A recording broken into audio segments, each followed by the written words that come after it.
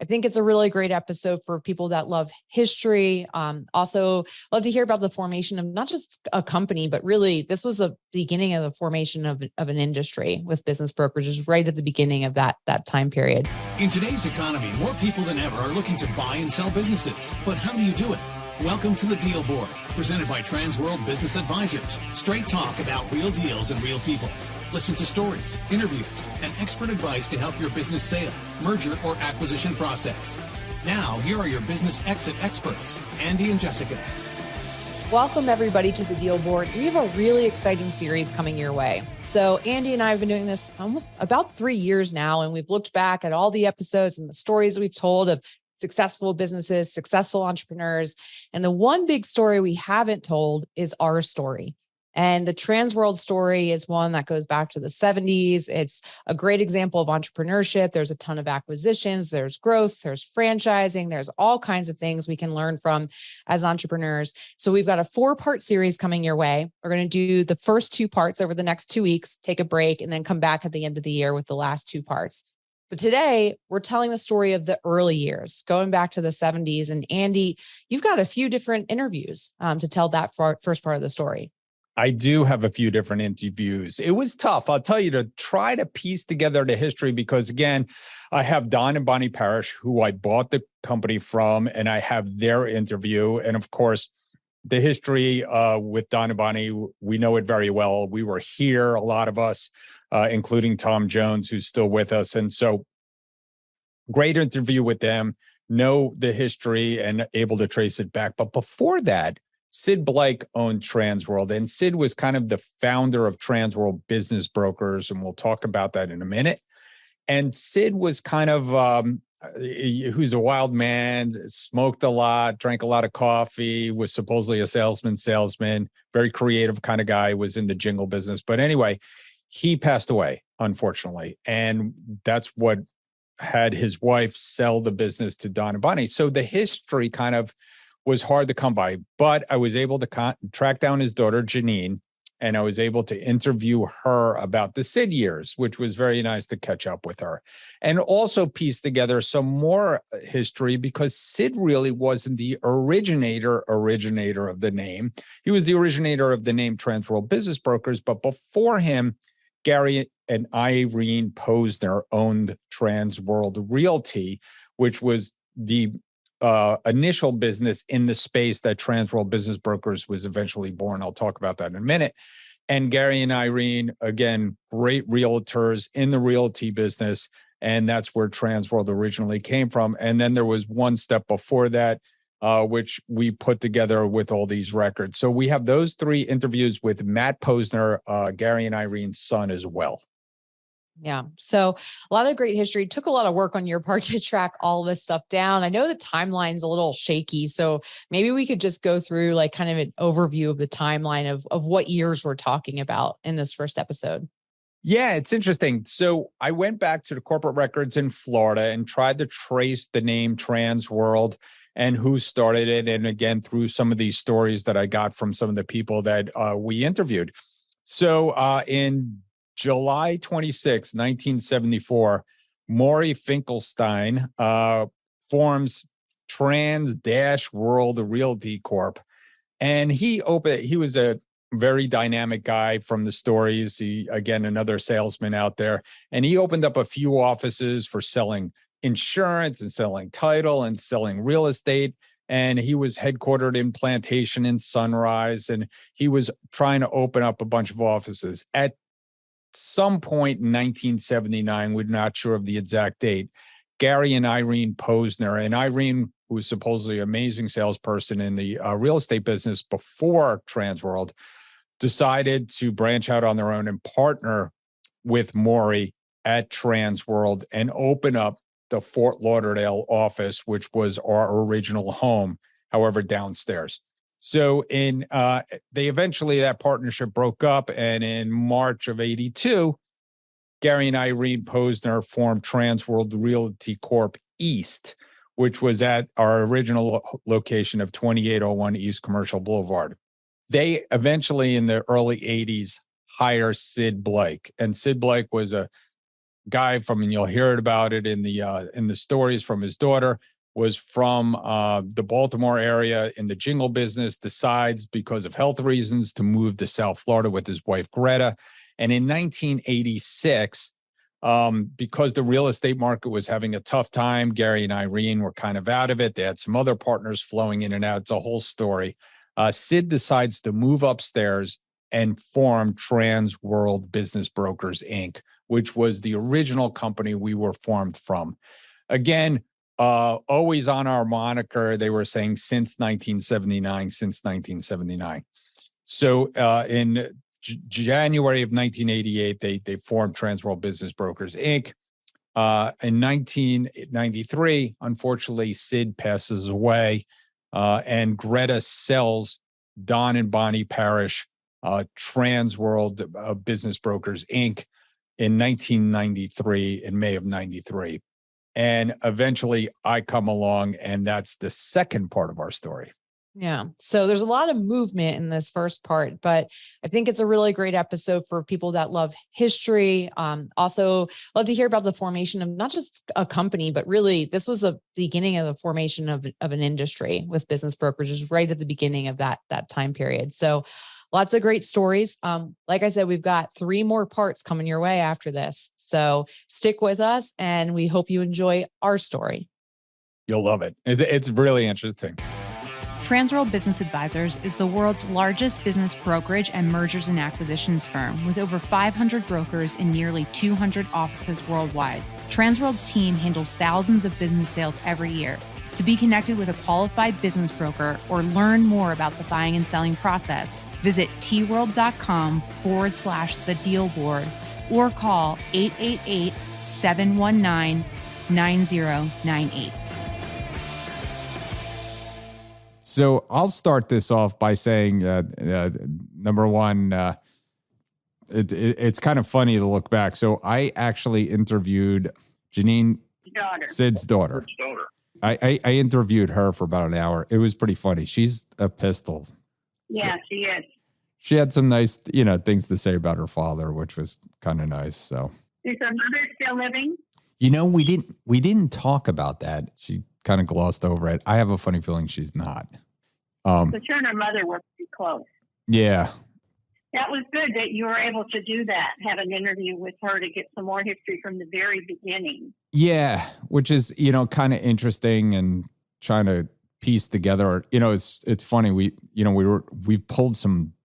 found some old documents, which was nice. I found that brochure that the two of you did with the picture of the two of you in it, which was nice. We found a box full of stuff.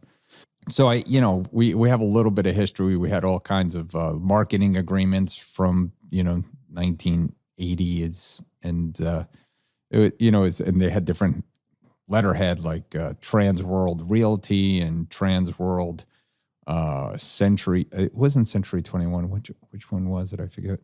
But no, let's so she told me, her dad passed away spring of 92. So I guess he passed away from a heart attack. Said that she described him as a guy who smoked and drank coffee all day long. And so how did you happen upon the Transworld opportunity? Well, I had lost my job with Pan Am. They had closed their doors in December of 91. And I went to work for the Chamber of Commerce at Fort Lauderdale. And I went down to sell a membership to a business broker in North Miami Beach. And while I was there, he offered me a job as a business broker. And I said, well, what does a business broker do? And this was in 91. Right. And I said, I don't know what a business broker does. So he explained it to me. And he says, I would love to have you to come and work for my firm. And I thought, well, that's nice. So I came home and I told Don, what this guy had said to me. And so I got in the Yellow Pages and I started looking up all of the business brokers that was in Fort Lauderdale area.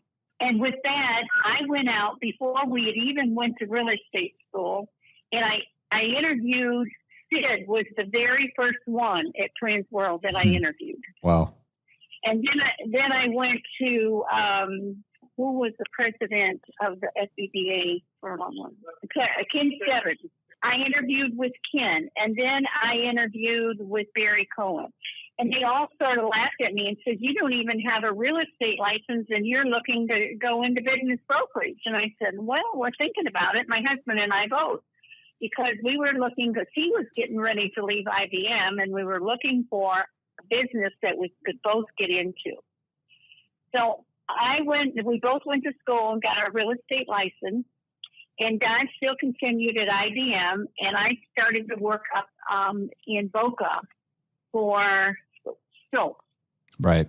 And that's where I met Tom Jones and Jerry Eckroth, and then later on met Frank Filer.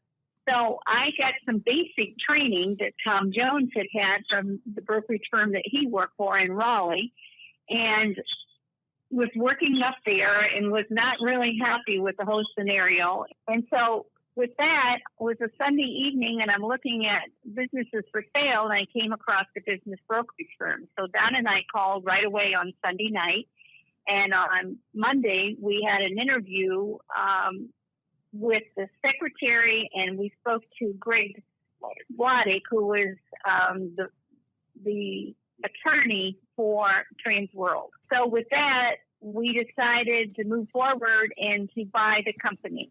So we went ahead and bought Transworld Business Brokers at the time from Sid's wife, who was selling it. But shortly after getting into the office, we find out that there was 8 or 9 salespeople, but the listings were worth nothing because there just wasn't enough information on them.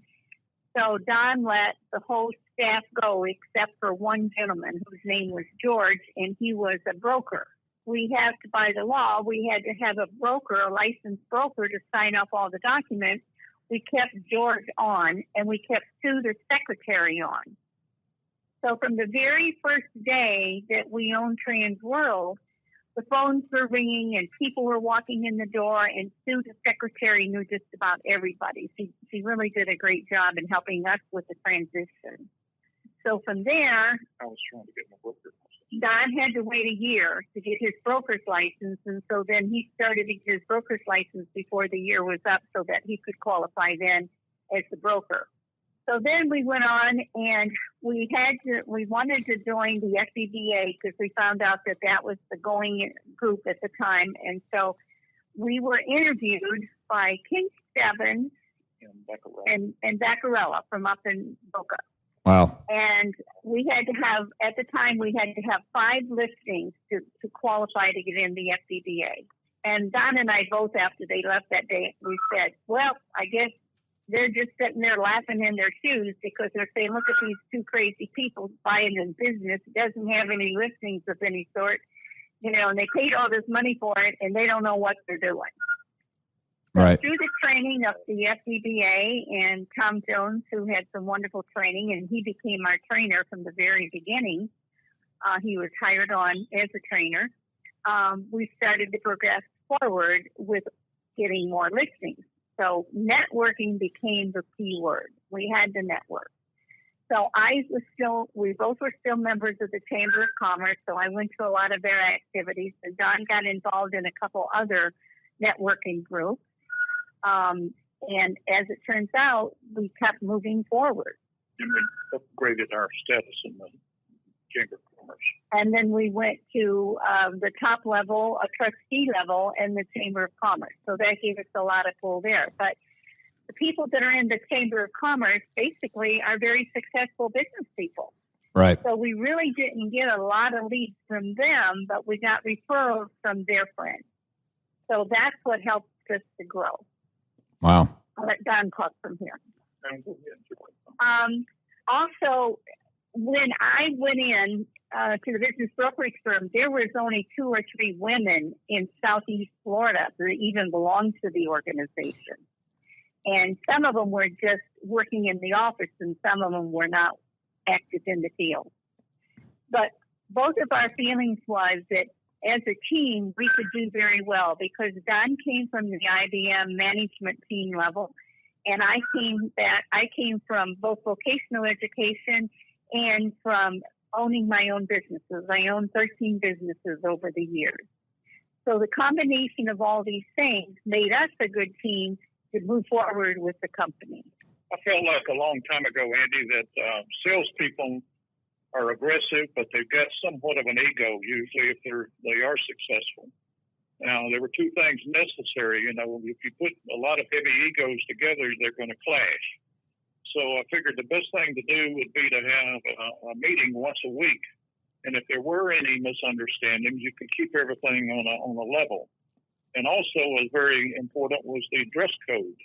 You know, if we were going to be a professional office, we had to look a little professional. Right. So that's why we insisted on the dress code that we went with, and that seemed to play out very well. And we had an opportunity, every Thursday to put up our new listings and talk about them. And then if there were any concerns or overlaps with other offices, we could get them on the table so that I could address them after the meeting. So that seemed to work real well. And I know you've continued something similar, and I was glad to see that. Oh, yeah.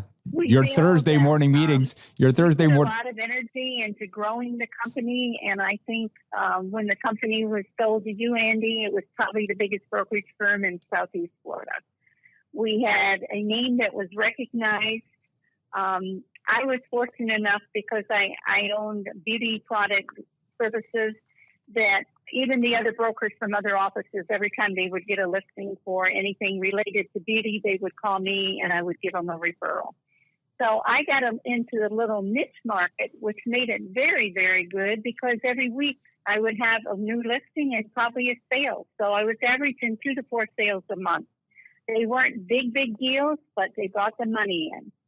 And from the very beginning, when we started and we bought the business, Don said, we are not going to take any income out of this business for 6 months. And at the 6th month was over, we started taking $5,000 a month as our income for the two of us. Wow. But everything I made and everything he made, we put back into the company to continue to grow the company. And that's exactly what we did. We kept expanding where we were located on Commercial Boulevard, and we kept taking more rooms and more rooms and more rooms till we took almost over the whole top floor of the offices there on Commercial. Yeah, you did. The people that come to work for us were almost handpicked, including you. But basically, we had a family. We had people who cared about each other. We knew everybody else's children. We knew everybody else's grandchildren. We knew when there was weddings, we got invited to them. So it became a very large family. And I know the way you're expanded, that's really hard to do, but you still have a nucleus there in the office. I don't recognize a lot of faces anymore, but I still recognize some faces.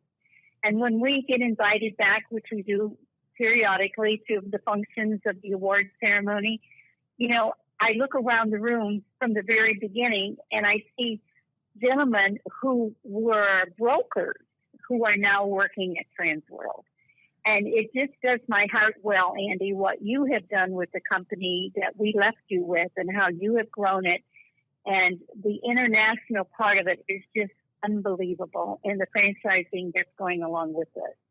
Let me add at this point, Andy, you know, about the time that you came on the board and about the time that we bought the business, I guess it was a paradigm that, you know, 6% was the commission. And even somebody as experienced as Tom Jones couldn't believe that you could get more than 6% commission. And, you know, when you came in and I tried to express to you, I know that Tom was taking the lead on the training, but you can ask for any amount. You know, you're not restricted to 6%. And as I recall, I think you were one of the early ones that got more than 6%. Maybe it was on the fish market, I don't remember. But, you know, once we broke that paradigm and guys were not afraid to ask for 7%, 8%, later on 10%, and then we had some people that were asking for more than that. Now, some businesses, as you know, requires a lot of footwork and a lot of follow-up. And, you know, you certainly have earned 10% or more. Sure. So I thought that was a nice breakthrough in the whole business brokerage industry to break that 6% paradigm. Yeah. I agree. And, when I got there, it was 10% already. And I did one of the early ones that we did for 12% was shoreline recycling, if you remember. Shoreline recycling was 12%. Okay. And we just sold, very funny, for the son, if you remember the story, the parents had passed away and the son owned Shoreline Recycling, and we wound up selling. We just sold a business for him in Orlando. I think it was our fourth or fifth business we've sold for Steve's. It's good. It still lives on. How many offices did you have when you first took over the business? How many rooms? You expanded. 3, 4. Yeah. We had the secretary's office, and then the office that Don had, and then we had the one that Tom Jones had by himself, and then the one that was across the hall. Yeah, that was my office. So it was, it was a great, and I'll tell you, the Thursday morning meeting lives on, and not only lives on in South Florida, but it lives on all across the world. People have weekly meetings. So that is something that, we feel is very important and people have done a great job with. And yeah, there's incredible people that have joined us over the years. And we do try to keep that family relationship going. And, you guys just set a wonderful foundation for the whole company. And so, it's still a very proud company, and you guys set the bar pretty high. So, Bonnie, and by the way, you are absolutely a trailblazer in the industry and doing so many deals. Do you remember how many deals you did? What was your best year? Well, the best year was my last deal before I retired in 2002. And that was the $93,000 commission. Yeah, but how many deals did you do in 1 year? What was the Andy, biggest? I probably averaged from 12 to 25 a year on average. You were very prolific. I remember that very well. And I don't think anybody is specialized like you did in salons. You did such a wonderful job. I remember you writing in books and things like that as well. Well, let me give you one little tidbit. I got invited to a lot of women's groups to speak on business brokerage because nobody knew anything about it. And some of these women, worked for somebody, or some of them had their own business. And one of the things that I used to say when I started out my conversation was, my experience being in this field is a business broker is a man who smokes cigars and wears polyester pants and, of course, white socks. So that was always my explanation of what a business broker looked like when I came into the field. That's great. And you also worked for Pan Am, obviously. So how much did you take away from that, customer service kind of experience? Well, I've been in pretty much customer service from a very young age because I own my own hair salons. I own 5 hair salons.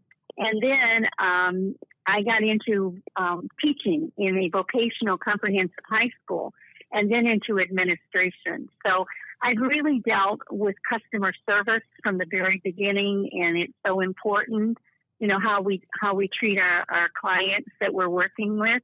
And it's just part of me, it's my personality, and I realize that. And I realize that I've always been a good salesperson, but it just was a niche that I fell into because I could speak the language. I could speak commissions. I could speak the language of what people were paying, and I could walk in a salon and talk to the owner, and within 15 minutes would know whether it was a sellable salon.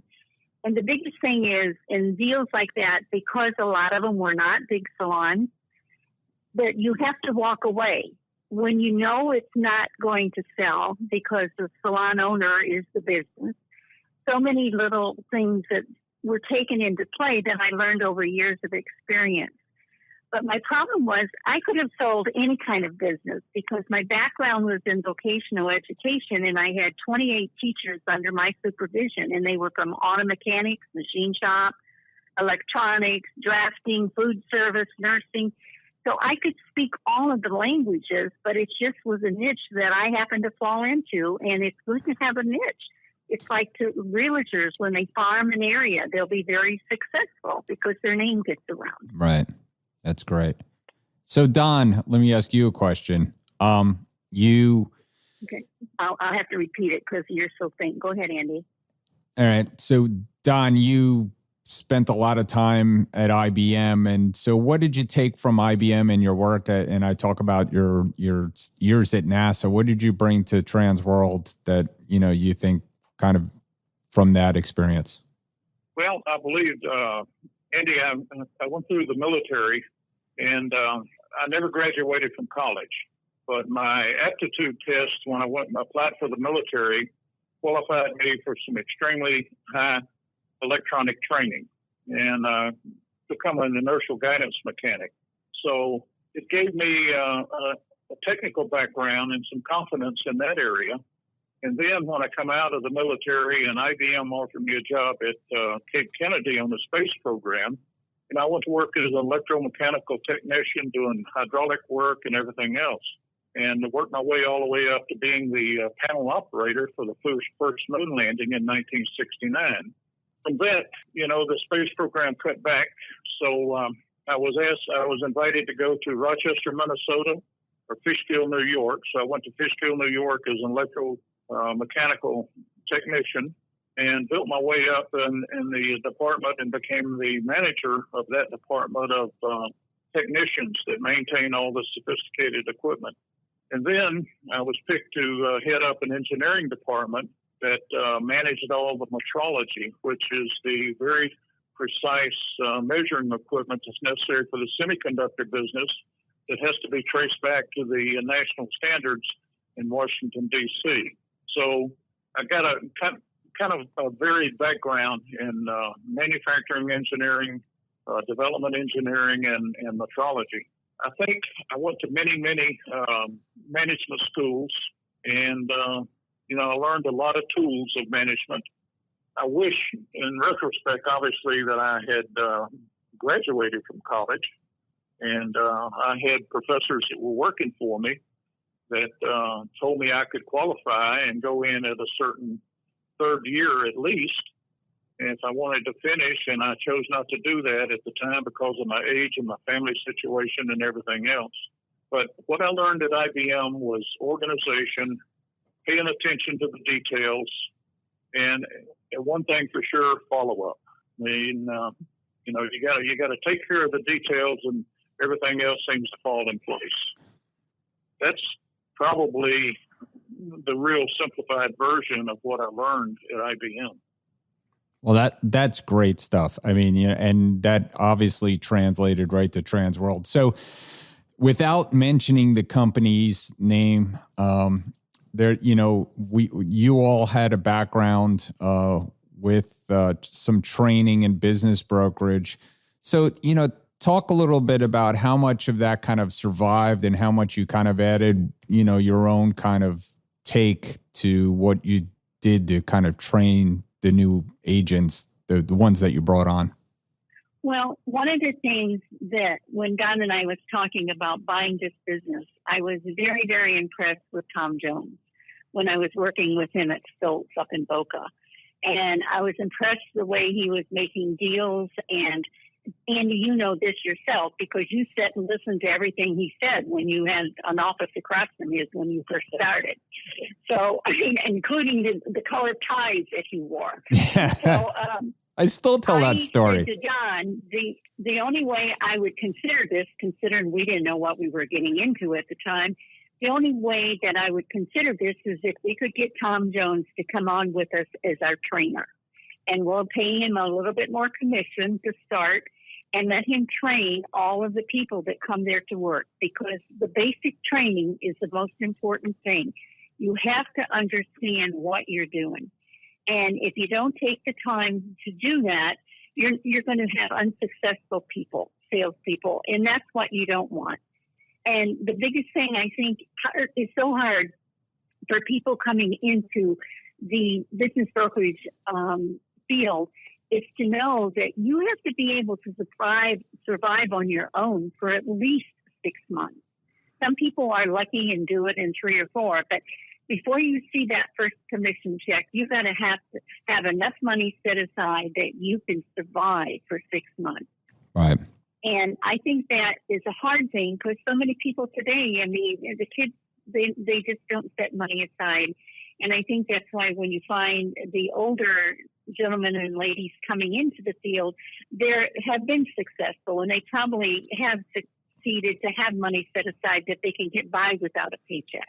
But when the paychecks start coming, they're good. You know, they really are good, and you can make a lot of money in this business. It's just up how much effort you want to put into it. But I think the training is one of the most important things that any business broker needs to have. And if you don't have a good trainer that has a good background in it and has success and has had failures, it's hard for anybody to relate to what's out there until they get into it. That's great.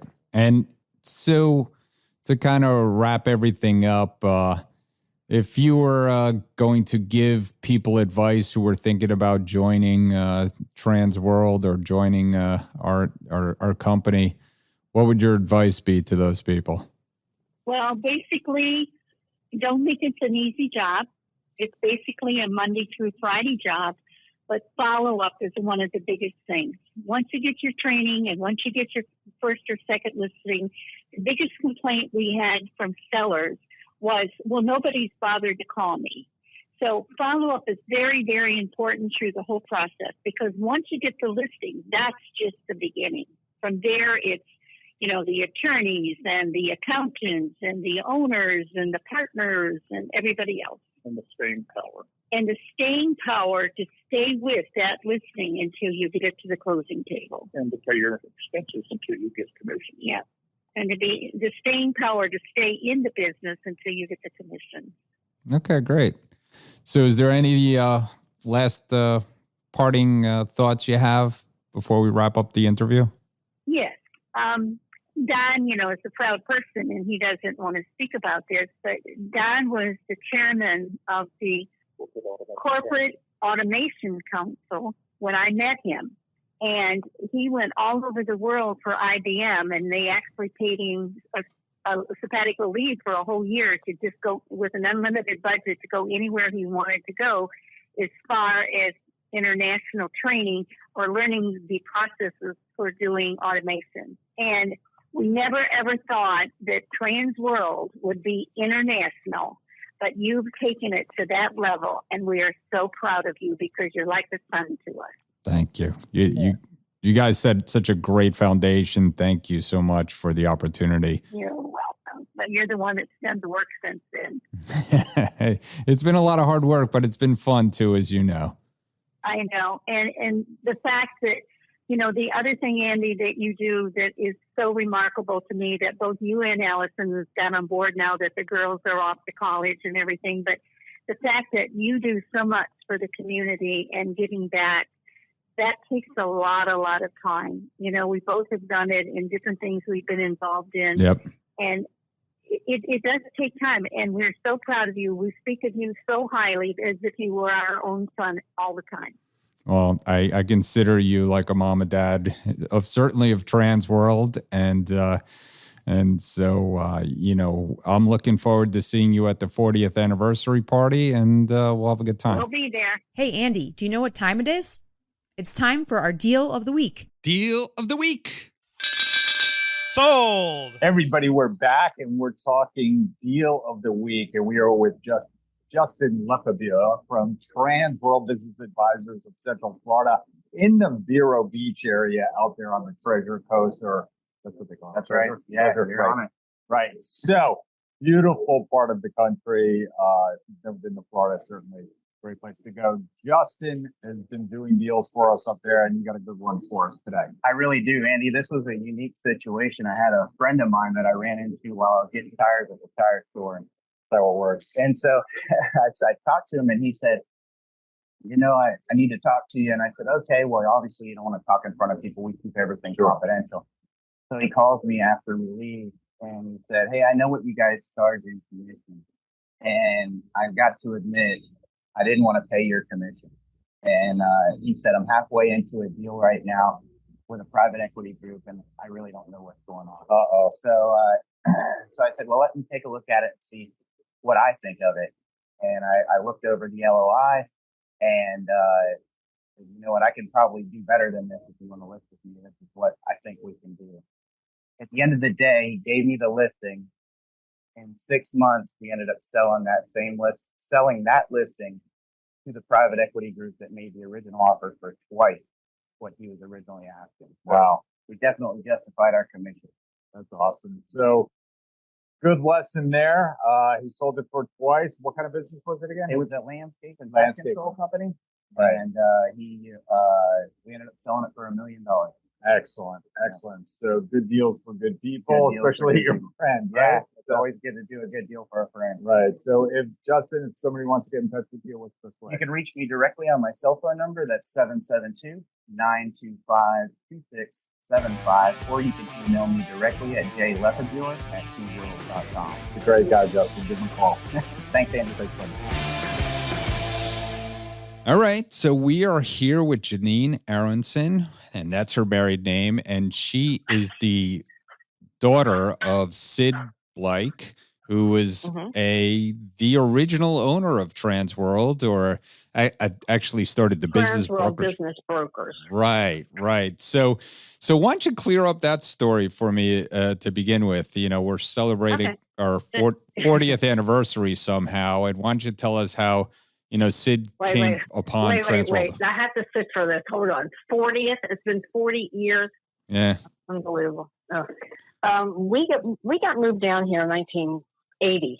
He was sick, staying up north. There was no other way of making him feel better than to get him into the sunny tropics. So the only remedy back then was to move to an area where they had very few climate changes. That's how we ended up down here. Well, in the interim, while he was up in Baltimore, he was working for a company that was in sales as far as they created jingles. He kind of thought, let me take this to Florida, and the company's headquarters had moved down here to Fort Lauderdale. So it worked out good. And he continued for a little while. But, you know, like everything, eventually things just aren't meant to last forever. So having been a person who has worked all of his life since he was 9 years old delivering newspapers, and he had to have something to do. Right. He comes to me, he says to me, want to go to real estate school with me? No, I already have a profession. Oh, come on, help me study. And it might be good for you. Well, all right, he sucked me into it. He just needed a study partner. He figured once he got going, he got his license, he wanted to specialize in something. What better else to specialize in but business, because he'd been a business owner all of his life. He went into, I think the real estate company at the time is just called Transworld Realty. Right, It was owned by Gary and Eileen Posner, sweet people. They did not have a rental division or a business division. I think Leo actually was trying to develop a commercial business, but there's nobody in there for businesses. Right. So that's where Sid jumped in on it. I mean, he was like frothing. Right. So we got it going.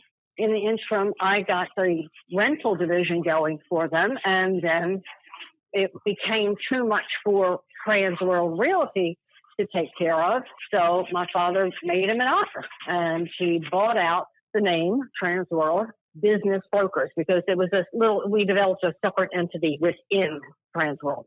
Right. And we stayed in the same building. We went upstairs. That way, if anybody downstairs had come across something or someone who would be interested in a small business, they were like that. Oh God, almost every day somebody would come in. They could just call upstairs. Right. And you spun that off like what, 1982 or something like that? We spun that off almost immediately. I think it was about 83, 84. Okay. Within that year. Okay. Because we worked at least to get our feet wet, at least a year. We got our licenses, I think, in 82. And we worked at least a year getting familiar or re-familiar, introducing businesses. I mean, as far as knowing what you have to know to make a successful business, we already knew that. Right. Yeah. You mentioned another name. It was Gary and who, Posner? Gary and Eileen, husband and wife, who actually owned the real estate company itself. I don't even know how they got into real estate, but they were real sweet, sweet people. They were in Plantation or they were downstairs? They lived in Plantation, Oh. but their business was here on Bayview and Commercial. Okay. 2801, I think is the address. Yeah. Yep. It was. So from there, we moved upstairs, and he hired a couple of the realtors, the guys from downstairs. They wanted to advance themselves, and they felt like businesses would try and sell businesses would be better. So we branched out, and we specialized mostly in mom and pop shops. The big jobs were, of course, were manufacturing companies, distribution companies, refurb companies, remanufacturing. Yeah, sure. The name got out really fast. I was really surprised. It's to a point where companies were coming to us. Like, for instance, the man who owned Honey Bee that was made in Florida, he came to us, came to my father, looking for someone to join him because he was an older guy. I mean, he came down with this shirt that I don't think he ever took off his back. I mean, it was so sheer. The collar was shredded.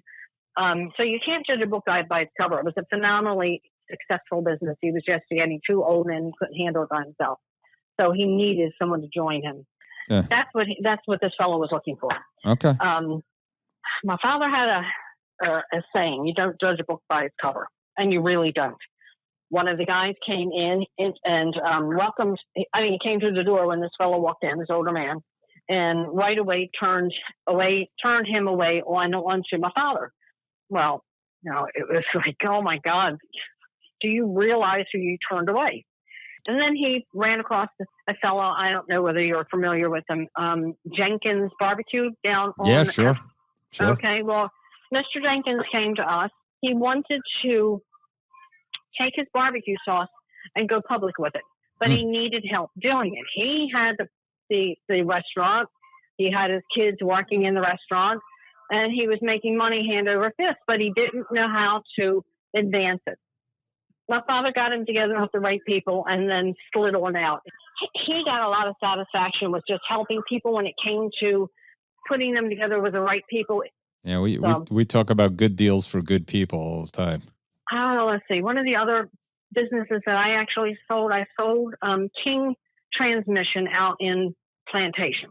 There was a mattress manufacturing company down in Miami on Miami Avenue, North Miami Avenue, I think it was. It was, I don't know whether you're old enough to remember, but there used to be a commercial where this genie would float across the screen on a carpet, a magic carpet. Well, that carpet was supposed to represent these mattresses that this company made that felt like you were floating on air. Right. And he actually had probably the most prosperous business of all of the ones that we ever had.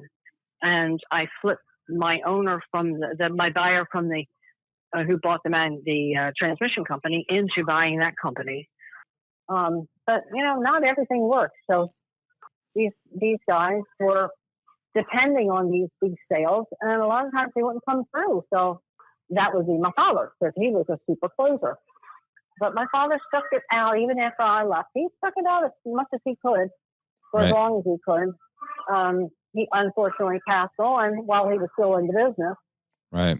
And you guys came along. Right. I think you guys. No. Well, it was Don and Bonnie. Another team came along. It was Don and Bonnie, yeah. Tell me, Greg Blodig was one of the early attorneys. Greg Blodig was the attorney all along. My father and him latched on, and he is a phenomenal business attorney. Yes, he is. He retired, by the way. Work with him. He just retired. In fact, I'm going to try to get him on the phone. Yeah, and so your dad, from what I hear back in the day, he used to like to talk to all the buyers. He used to sit in the conference room. Oh my God. He was a talker. He would spend hours in that conference room, and they just ate it up. And his stories truly were not elaborated. He was not a liar. Right. He didn't elaborate. They were dead on. And it just captivated these guys. And I think it made most of the buyers, even if they didn't buy anything, trust him. And he would explain to them why it was so important that they had to be qualified, because naturally a successful business is not going to open up to a stranger if they don't qualify. Right. So he would sit down sometimes. It would take hours too. And he would get them to understand, and whatever the seller needed, whatever they required, my father could get anything out of that buyer. Yeah. And then once the deposit was on the table, then the seller would open up to them. And in most cases, it was really a successful situation. Right. Yeah. And you sold a lot of businesses back then, huh? We sold a lot of them. You don't remember how many a year or anything? You know what? It wasn't like that. We were actually pre-computer. Right. Yeah, no, So I know. We have some of the paperwork. We just found some of the paperwork. It's pretty funny. Did you really? Yeah, like Transworld Realty and all that. That might be before Right. Gary Posner took it. Right. Okay. And did Gary have a partner at one point? Gary never had a partner, but he, one of the realtors, Michael Adler, right. He bought into it. Okay. And then eventually, in fact, what was the other guy's name? There's another realty company around whose daughter's running it now. I think her name is Susan. What the heck is his name? I think it starts with a P. But anyway, even he bought into it. And then, of course, by then, my father, he was out. He was upstairs and doing his own thing. And these other guys slowly changed the name from the Transworld Business Broker to Michael Adler's name and somebody else's name combined. It almost sounded like a law firm. I actually have a card from your mom that she wrote me that has some of the history of it. And she mentions Michael Adler and Vordermeyer. Vordermeyer, that's the one. And but there was another one in there. And Michael. There was a third one, but that was Chisholm. Adler, Chisholm, Vordermeyer, I think is what the name went by for a little while. Interesting. It was very brief. I don't even think it made it 2 years. And that was before you started Transworld Business Brokers? No. That was after after Gary and my father parted ways, split and went separate ways, but stayed together as far as business. Then Michael joined Gary. I think really Gary was trying to slowly get out, and then I think I don't really know the full details, but I think maybe after that, Michael bought him out the rest of the way, or else these other two bought him out. Right. Leo would know that because he's been with this whole situation since Gary and Eileen. Yeah, no, I'll interview Gary. I'll interview Leo as well. So I'll ask him some more questions. Wow. But I begged my father to take care of himself even after I was gone. He was such a workaholic. He thrived on coffee. When he drank coffee like it was going out of style. He's the one that really should have bought a coffee business just to stay in supply. And cigarettes. Between the two of them, that's what he survived on. Right. And consequently, in 1993, he passed away from a massive heart attack. Wow. His body was, he didn't eat properly. He was a little skinny with me, a little mealy worm. So tiny. I have a picture of him. I'm looking at it right now. So yeah, he's a handsome guy. He really truly had a good heart. But he was a little twisted. Everybody else would look at him like, you are out of your mind. And I'd have to come up along and explain his actions. Right. Because, some people have an inferiority complex. And it wasn't to a point where he had to be the center of attention. It wasn't that at all. But once he started something, so he always stayed in command, I should say. And it would irritate a lot of people. So he didn't have a whole lot of, he didn't have any friends because he was a workaholic. But he didn't have a lot of good business acquaintances because of that. Right. The only one that could understand him truly was Greg Wladek. They hit it off like. I'll have to try to catch up with Greg. Well, thank you so much for calling. I can't think of anything else. I mean, it was pretty simple. We started out in 1982. Our very first listings were little listings, say not even $50,000 for the sale price. One of them was a little Italian ice manufacturing company. It had accounts. They had a little retail storefront, and he had accounts in the public schools and some of the sporting event centers. Wow. And then another one was a packaging. Pack and ship. Yeah, pack and ship. Yeah, pack and ship. That's it. Well, they actually, back then, they sold little orange trees. and you could send the orange tree, or you could send a bushel of oranges. So we had a bunch of those for sale, different owners, different times. It was fun back then. Yeah. Hey, do you remember any listings or anything that we sold that you think is still around? Like Tom Jenkins is, of course, a name that's still around. On Davie Road. Back then, we sold a ton of the video stores because that was so hot before Blockbusters came. And then a lot of the little mom and pop shops. Most of the time they were somewhat elderly couples, so that the kids don't want the businesses, so they have to sell them, and the people come in and it's very difficult to pinpoint. Now, we did do some business with Tennis Realty. Every now and then they would need a certain type of business. And I remember Gene Tennis and pretty much it. It's just a little fella from Baltimore that worked his butt off since he's been 9 years old. Smoked cigarettes like he was a chimney when he was 9 years old, and just became a professional smoker and coffee drinker. He was phenomenal with numbers. I have still to this day, I've never seen a man that phenomenal with numbers. He could memorize everything and anything when it came to numbers. He could tally up any type of a question that you had regarding, well, how much is this and how much, and suppose how much would it be a total if you added your surplus to your net, and then you have to deduct your expenses within a second. He has this through his head, and to the penny, he had it figured out. Right. He never lifted a finger to figure out any of that stuff. He just knew it all. And you said he had a big heart. Oh my God, he really did. Listen, when I was a baby, say 6 or 7 years old, he was raising two families. He was raising his ex-family and my brother and I, who were stepkids to him, but we were both family to him. I mean, both of us. And we were seven of his kids, period. So I'm actually the stepdaughter.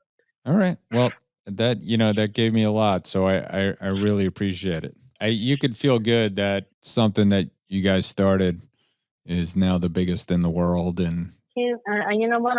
I really can't believe it. It's wonderful. So, it'll be nice to be able to look back on it and actually see it in writing, who the actual founder was all those years ago, and that you guys are going strong. Yep. Well, thank you. Thank you for telling me the story. I really appreciate it. Oh, my pleasure. Great talking to you. Great talking to you. Bye. Okay. Bye-bye. Hey, Jessica, you know what time it is? Money time? Almost. It's time for Listing of the Week. Hey, welcome back, everybody. It is Listing of the Week, and we are with Todd Bailey from Transworld Business Advisors of Wichita. And Wichita, go Shockers. Yes, go Shocks. There's Shocks. Sorry. Take your pick. I'm trying. They both work. Everybody knows. Exactly. So you have a very hot industry, the HVAC business. I do. It's an HVAC company in Wichita. Pretty excited about this listing because construction's been done well for everybody across the country. I think we've got a 35-year-old HVAC company in Wichita with 6 employees. We've got it listed at $925,000 with an SDE of about $325,000. Yeah. So, and I know the multiples on construction have been large. So this sounds like a very reasonable deal. I'm sure that you have some SBA financing. We do have pre-approved for multiple locations, so it's ready to go. It's ready to go. Seller's been around 35 years. I mean, I love businesses that have been around for a long time. We love them too because they're established. Everybody knows the name. Everybody knows the brand. They don't have to build it a lot. The employees have all been there for a long time, so we're pretty excited about this one. Great. So if somebody wanted to get in touch with you, what's the best way? Todd@tworld.com or 316-214-6875. Excellent. Thanks for coming on. Thank you. Appreciate it. All right. We are talking about the history of Transworld, and I am here with a family member of Transworld, always will be, Matt Posner. And Matt, why don't you give us a little introduction of how you're related to this, all this? And I've mentioned your parents before, but why don't you start and tell us a little bit of the story? Yes. So my dad had a real estate office in Fort Lauderdale in the late 70s, early 80s. It was a Better Homes and actually was a Realty World office, and then it was a Better Homes and Gardens office. And it was during that time where interest rates were very high and real estate deals were, hard to come by, and not many people were buying houses at the time. So my dad, with one of the associates in the office, they came up with an idea of, why don't we sell businesses? Right. Because the businesses were not being affected by the interest rates. If you were buying a business, chances are you were going to buy it for cash, or an owner would hold some paper on a business every once in a while. So it was a much easier transaction at the time.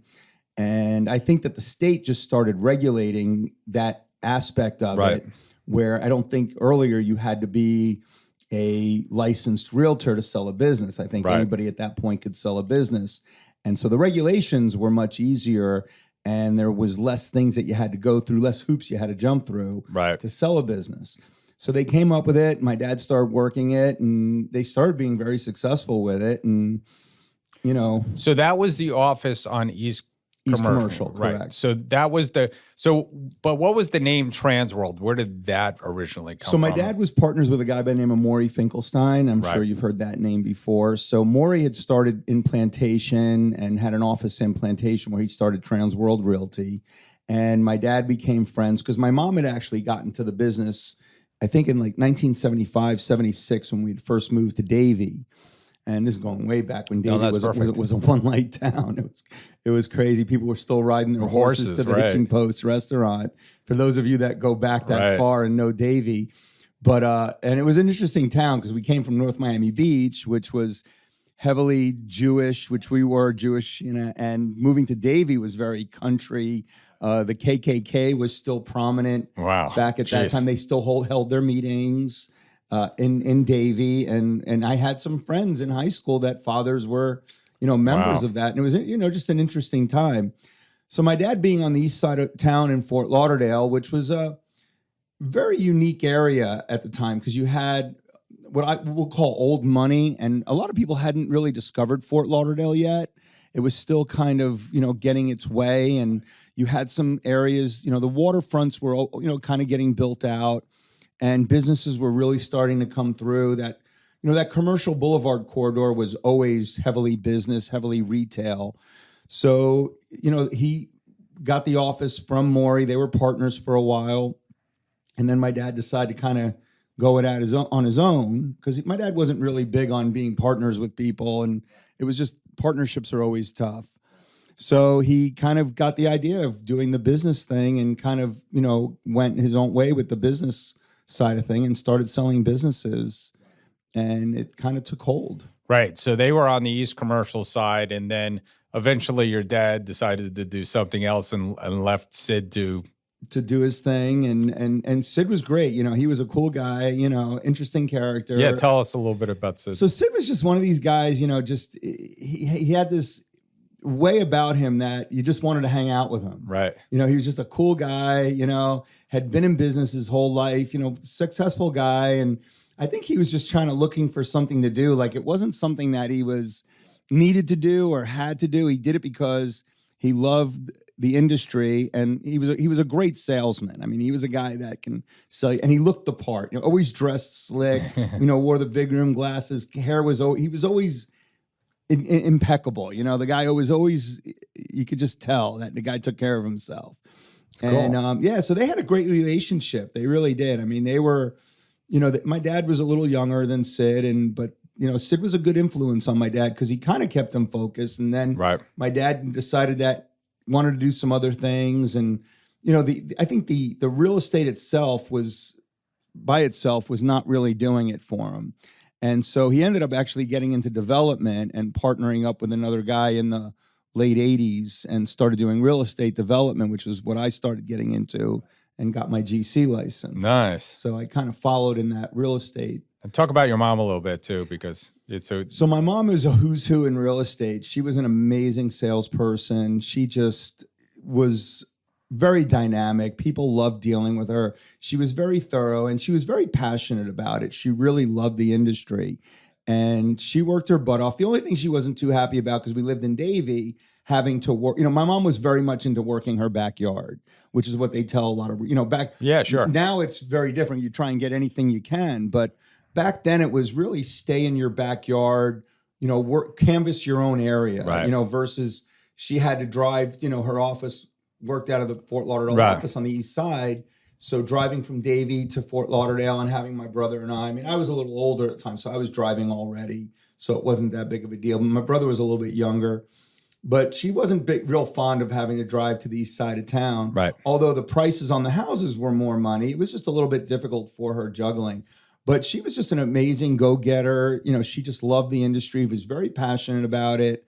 I mean, even to this day, people come, oh, is your mom still in real estate? Oh, she sold me my first house and things like that. And, we have a good friend of ours. I don't know if you know Kovac Automotive, Joe Kovac, and those guys are right in Davie. But he sold Joe's parents their first home. And I'm still friends with Joe, 35 years later. So there's lasting relationships. And that was my mom's whole focus. She's probably still friends with some of her clients that she worked with years ago. And she actually, would sell somebody a house, and we'd become friends with them, and we'd be over their house playing, oh, I just sold them this house. So she was very personable and just had that way about her, and, was just amazing in the industry. And just to kind of wrap it up, you didn't mention your mom's name, by the way. Eileen. And then and your dad, Gary. Gary, right. And talk about Gary a little bit, just what your dad was like. Well, my dad was first of all, he's a brilliant man. I mean, there wasn't anything that he couldn't do. I mean, if he wanted to be a brain surgeon, my dad could have been a brain surgeon. He was great with numbers. He was a great salesman, great negotiator. I mean, I was telling you the story at lunch about sitting in a car dealership in 1974 trying to buy a Monte Carlo, and he'd leave like 3-4 times just to negotiate. And I think the price of the car at the time, I mean, probably back then it was like $3,500, maybe $4,000 for the car, which today is probably $30,000. Right. But he negotiated every single dime out of that car that he could, and ended up buying the car. And it was just one of those things. But he was just, he was an idea man, which I kind of have followed in his footsteps in that regard. But, always had great ideas, always had a passion for business, was always looking for that next, what was going to get him that next, that hit, or, what was going to send him into that upper echelon. He was always looking for that next thing. Wow. And it was an interesting time, but he was great with his hands. I mean, we had to do projects at the house with him. We build sheds, we build fences. One day we moved into the new house, and I put a hole in the wall because my brother and I were playing basketball in the living room. And my mom said, well, you better fix that hole before your dad comes home.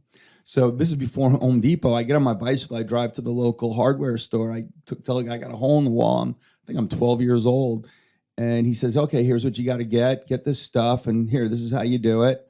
Guy, he gave me a little trick with some newspaper, put some newspaper in the hole and stuff it in there. And I fixed the hole, and my mom was like, damn, that's pretty good. You might have a career. So, my dad was just one of those guys. He was great.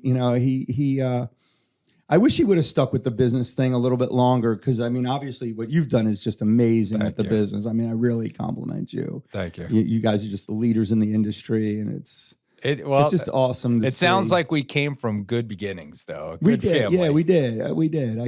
And we talk about that because I think we have a lot in common in so many ways. But I mean, he just drove that work ethic into us, my brother and I. And, I work 6 days a week, and I just, I don't know. I mean, I'll be 59 this year, and I don't think retirement is not in my cards. Right. I can't. I got to keep going. Well, we're going to work on some things for your business, but that's another story for another day. Once we get that going. But it was an interesting time, and he was onto something, obviously, right. And you saw it through, and here it is. Well, we're proud of it, and that's why we wanted to capture some of that history. So thanks for giving us those you're stories. Welcome. I appreciate it, man. It's great. Thanks, you. Man. Appreciate it. Hey, Jessica, you know what time it is? Money time? Almost. It's time for listing of the week. Hey, we're back, and it is listing of the week, and I am with Justin Lefebure from Transworld Business Advisors of Central Florida, and he is really on the Treasure Coast there on Vero Beach. And he has a great restaurant. And we've seen these restaurants come back from COVID, and they're cranking right now, right? Absolutely. Absolutely. This one's beautiful. They have a nice little place on the water. It's a marina bar and grill, and they've done a great job. The rebound has been awesome. They're netting somewhere around $550,000. Their real estate is included with the purchase price. Wow, $4.5 million, and a 4 COP liquor license too. So it's a great business. Increase year over year for the last 15 years, except for the COVID. Except for COVID crisis, right? So sounds like a great deal. I mean, people, they're not building much more waterfront these days. No, absolutely not. So it is very hard. I'll tell you, in Florida, if you want a waterfront restaurant, they don't come up for sale often, and when they do, they're highly sought after. So absolutely, yeah, it's a good one. So it is a really good one. So Justin, if someone wants to get in touch with you, what's the best way? You can reach me on my cell phone number directly. That's 772-925-2675. And my email address is jlefebure@tworld.com. Excellent. Thanks for coming in today, buddy. Thank you. Thanks for tuning into the show today. If you like the podcast, share it with your friends on social media. And don't forget to subscribe and leave us a review on your favorite podcasting app. If you have questions, would like to appear, or have suggestions for topics for the show, get in contact with us through our website, thedealboardpodcast.com.